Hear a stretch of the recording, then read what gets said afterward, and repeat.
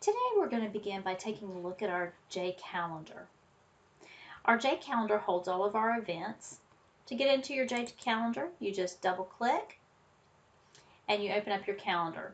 Now everyone will have two calendars to choose from. You have the agency calendar that everyone can see, or you have your personal calendar, and you can easily switch between the two by clicking the switch to button.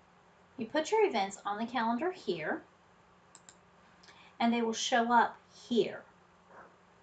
Now this box is configurable, so it doesn't have to be your calendar.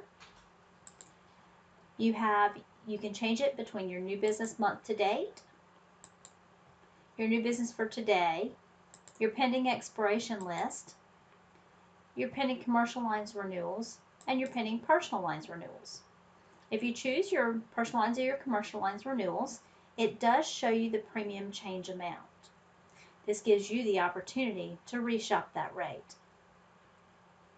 When you're in here working your pending renewals, you can simply click on them and it will take you into the customer. See here.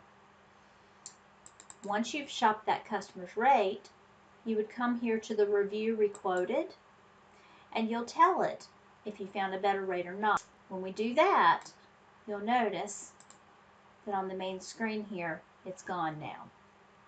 So that's how you work your pending renewals from the calendar box here. Hope this has been helpful.